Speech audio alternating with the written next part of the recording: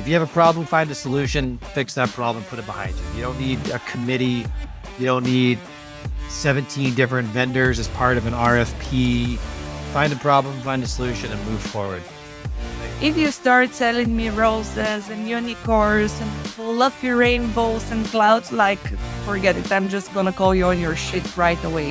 If a company takes 2 years to put together a requirements list, there's no amount of time or energy I can spend that's going to change their mind on why something's important or not. Adapt or die, right? Like if you're not willing to change, you're going to be replaced by software or by somebody who is willing to change. You don't just need the right people on the bus. You need the right people in the right seats on the bus to move the business forward. If your job has a job description, it's going to be replaced by AI. Companies will realize it doesn't sleep, doesn't talk back, it never takes sick days, and it's more accurate, and it doesn't have faults. So adapt or die. Why are you vendors out there always interested in prospects and forgetting about current customers? It's noise the fuck out of me. Hi everyone, welcome to another episode of WFM Unfiltered, and we have a mission for today's episode. My guest will have to learn some Bulgarian till the end of the episode. And we're going to be talking about vendors. So it's going to be a very fun one. But before we start, Gray, welcome to the show. How are you doing? I'm doing fantastic. I'm excited to be here. And I don't know any Bulgarian. So if I walk away with one or two words, I'll consider that a win. And I play soccer once a week, and I have some Bulgarian and Russian people on my team, and they always say a bunch of stuff that I don't know what they're talking about. So it'd be cool to... I have some ideas. I think I know what they're saying, and I don't think I should use it. It's probably not appropriate for this. Yes, but I will teach you. Say Aide. Aide. Come on, let's go. Aide. Let's start. Aide. Bro. Okay. Before we start with the topic, please introduce yourself. Yeah. So my name's Greg Reffner, a founder, CEO of Abstract. I'm real-time call coach and automated QA platform. Been in software for 11 years. That makes me sound old when I say it like that. Married, 2 beautiful boys, another boy on the way. Love life. All good stuff. So excited to be here. All great stuff, actually, and congratulations. Thank you. Now you're making me be a little bit softer on you because you're a vendor and you know my opinion and how I handle vendors. But for today's episode, we decided to reverse a little bit the topic. And was it last week that I was on your show? Yeah, less than 5 days ago, something like that. It feels like the first time in our universe, constantly something happening. But actually, that's a good opportunity. Why don't you introduce the show as well? So Abstract's KPI Contact Center podcast really just focuses on contact centers holistically, and we try to dive into different KPIs or different strategies, tactics. I know in our conversation we had last week, it was fun kind of breaking that pace because we talked about a different subset of categories. We didn't focus on, focused on general, relationship with vendors, buying, selling processes, which kind of crosses across all different software types, whether it's work from home software, contact center software, CRMs. So it's a nice change of pace to have you on board. So it's a great show, fantastic one. I'm going to link it in the show notes, and it's definitely one that the listeners should follow along. And let's dive into our topic about vendors. And, I'm notorious for being very tough on vendors and their delivery or no delivery and the way that they're handling prospects and customers. But to be absolutely fair, things are going often south from a prospect perspective as well. So I want to hear you from a vendor perspective. What can go wrong in discovery calls, in implementations, and what are usually the mistakes that prospects make whilst they are entering in a relationship with a vendor? This is gonna get spicy. What's the Bulgarian word for spicy? Oh, do I need to use a curse word? This is gonna get a little spicy. mistakes. I don't know if you had mistakes is the right word, Irina. I think a lack of knowledge around how to buy. And that is, I don't know if the prospects, if they're at fault or if the vendor's at fault is probably shared. But I think one of the biggest things that I've seen in my career, 11 years, the biggest mistake, if you had to pinpoint one down, would be paralysis by analysis. Just overthinking, you know, trying to solve every little nuanced problem you can, put it together in RFP, and the end result is no one's going to meet your requirements because your requirements are unique to your organization.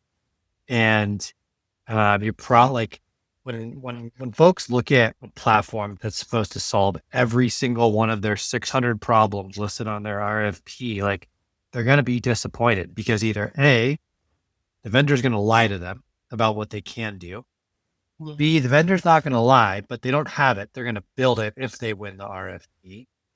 Or three, the vendor can do everything on that list, but they don't do it well because it's impossible to do that many things well. And so I think just this idea that you need to overanalyze, overthink. Like if you have a problem, go find a solution and fix that problem, put it behind you. You don't need a committee. You don't need 17 different vendors as part of an RFP. Like find a problem, find a solution and move forward. I think that's the biggest, I guess, mistake I see people make.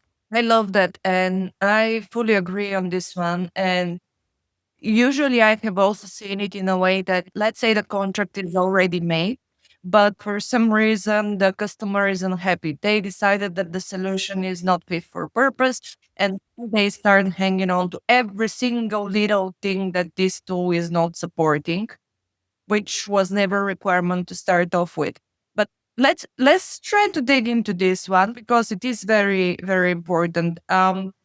Where as a vendor we draw the line? Like where do we say, okay, you know what, maybe this prospect it's gonna be more work than it's gonna be worth? Like when do we say no? I'll give you anecdotally a good example for abstract. Like we tell folks no all the time, and we base that decision off of previously lost customers, Irina. So when we look at like our customers that we've lost in the past, whether it be for our fault or for the prospect's fault, we throw those things out like within the first 10 minutes of meeting somebody.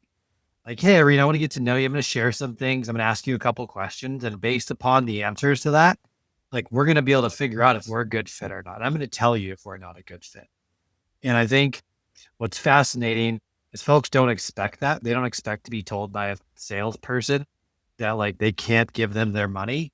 But we use historical data on what hasn't worked to kind of set the stage for if you do this, or you have this, or you want to do this, we're not a good fit for you. Like, go talk to this company over here. And I think that's like the best thing you can do is just use historical data to know what a bad fit customer is and be upfront with folks about it. Let me think about that. I don't think I've ever heard about vendors saying, "Oh, we lost customers publicly." That's refreshingly honest. Oh my God, you're stopping me in my tracks. You know what? I think for me as a customer, because I'm the customer that you don't want to piss off, because I'm very demanding, I'm going to be very vocal. But equally so, if you tell me, this is where we stand, this is what we deliver, this is what we absolutely cannot deliver, chances are that I'm going to choose you because I can trust where I stand with you. If you start selling me roses and unicorns and fluffy rainbows and clouds, like, forget it. Forget it. I'm just going to call you on your shit right away. But I don't think I've heard that. So tell me, in that process of discovery, when you receive that RFP with 700 things, is there a way that you can educate the prospect in which you think it's not feasible, or maybe often there is a knowledge gap that they think they need something which is not even a good practice to have? Yeah, great question. What I would say is depending on the type of the organization. So we recently got a RFP from a government entity in California. And What's interesting about this is they sent us an email 2 years ago telling us that they were going to begin building this RFP and we should expect to receive it. And I was like, okay, cool. Like, I'll look forward to that. 2 years later, we got that RFP. And I just immediately was like, nope, not interested.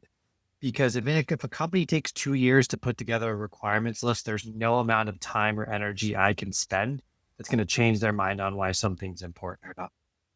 Like, just it's not going to happen. At least not it's not going to be worth the time that I need to spend to do that. Now, on the flip side, if somebody comes and they're like, hey, we're getting sued by this government entity because we broke compliance or we're about to lose our license. And so there's real pain and they're trying to solve for something right away. And maybe that list of requirements is a little bit off. Like, sure, we'll spend some time and say, hey, anecdotally, right, here's some examples of where that has gone wrong. We had a customer try this and this was the result. Have you thought about that? We've had a customer fail trying to do XYZ, and here's why it failed. Have you thought about the consequences of that? And so I will spend time trying to help folks out based upon kind of the catalyst that's prompting them to want to get potentially engaged with us in the first place. Very long answer to your short question. No, no, I like it because I always like thinking from different perspectives. And for me, the vendor side is one that I don't explore often just because I know from user perspective, it's so difficult to secure the budget for a tool. But once we secure that budget, we're like, we want everything. And this is not realistic. And often vendors are put in that situation of, we know we can help you, but to get you, sometimes we have to kind of throw dust in your eyes, like just to get you across the board so we can start helping you. But it was also great examples for you, but it made me think about the discovery and sales process because often the people involved in that phase are not going to be the people that are using the software. So what is happening from vendor perspective if, let's say, in our environment, you're meeting the contact center manager, you're having great conversation, so he or she or they are not the specialist, they're deciding that they love your company, love the approach, signing it, and then they're transferring your tool to be introduced to the QA team, the WFM team, whatever team, and it's going kaput. So great question. And something that I think initially were really bad at as a company, Irina. We've gotten better at it, but we've realized that how the software is A, handed off, and B, that communication is just as important as everything else. And so we actually now, when our customers will offer it and say, hey, Irina, I know you're going to go hand this off to your team over here. Can we work with you on how you're going to deliver that message or how you're going to introduce this? Let us be a part of it, right? Let us share with you the right way to write this email, or let us help you put together the presentation. Because like we've seen this blow up, we've seen it not go well.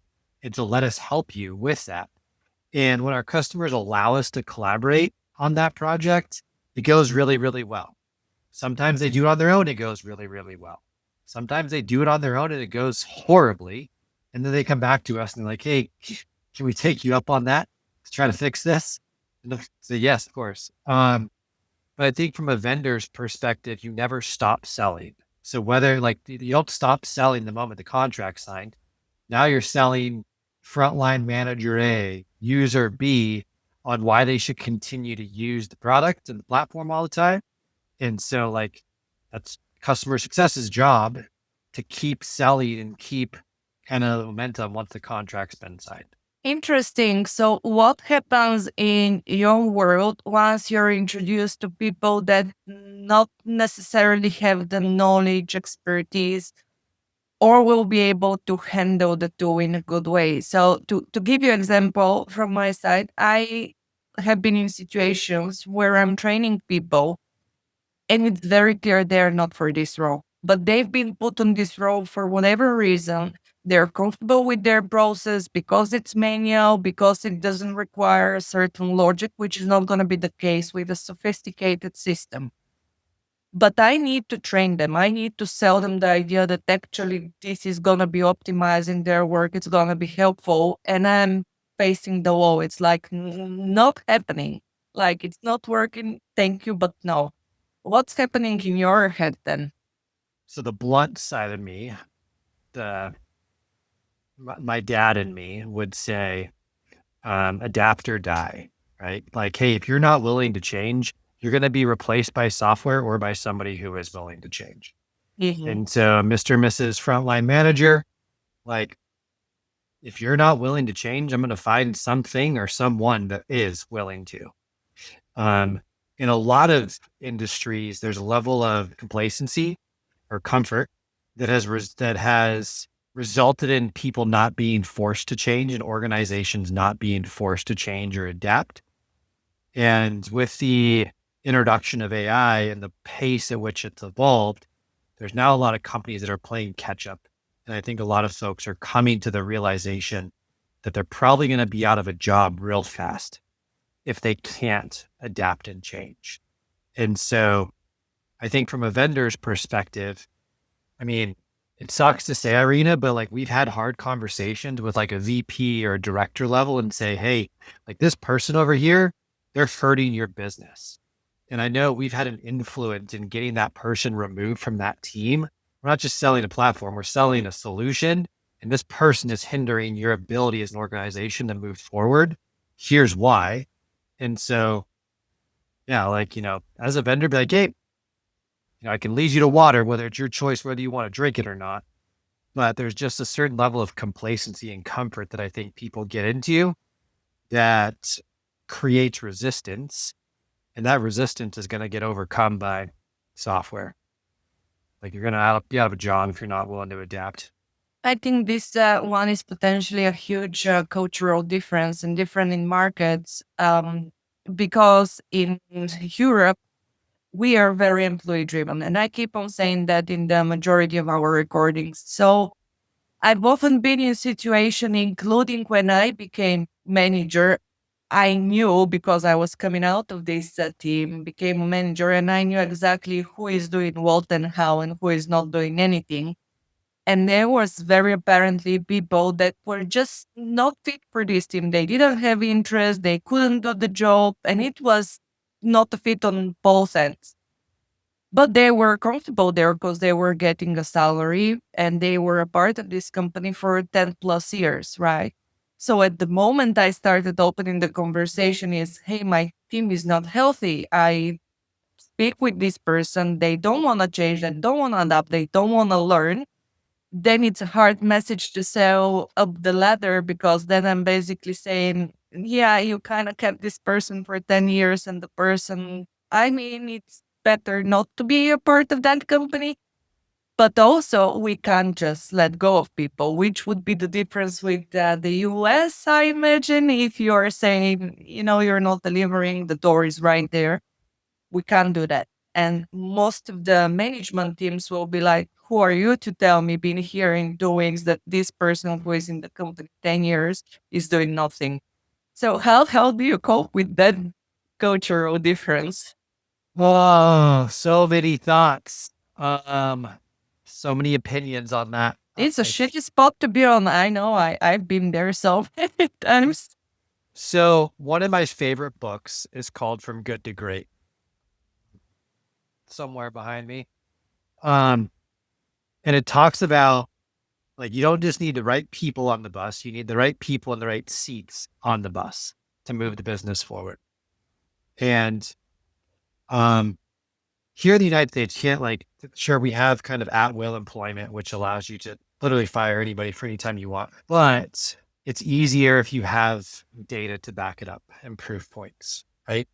And so regardless of whether I'm in Europe or Asia or South America, North America, I think you look at and you use data, objective. You're not subjective about it. There's no emotion. It's objective proof points around performance or lack thereof and the business impact.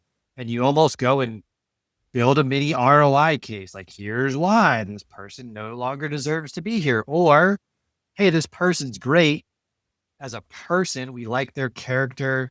We think they can do great. Go put them in this role over here Mhm. because they can do that job and they can do it really well. Maybe they're just in the wrong seat on the bus. They need a different seat. So use data, be objective about it. Um, don't make it emotional. And ultimately, what I would say is if you bring it up, you build a solid reason, some proof, like, hey, historical performance, and your boss is like, nope, we're still going to keep this person around. Probably want to look for a new company to work with because that company is probably going to die. You know what? I'm not sure if it's gonna die, but especially in big corporations, there are people that basically are from the get-go, straight from high school in the same company and are having the entire career in the same company. And they can be fantastic, right? But there are also people that have not been exposed to anything else, don't want to learn anything else. And these are exactly the type of people that usually are going to be like, who are you to tell me how to do my job or how to do my business? And for me, it's so fascinating when I see how well companies can be, but how stuck they are just because they're facing the roadblock of their own employees sometimes. Yeah. It's there's no perfect answer, right? And it's going to differ from company to company and the culture that's built, right? I mean, some companies build an amazing culture where subpar performance kind of organically works its way through. And like people are naturally just pushed out of the company as a result of the fact they no longer fit in the culture.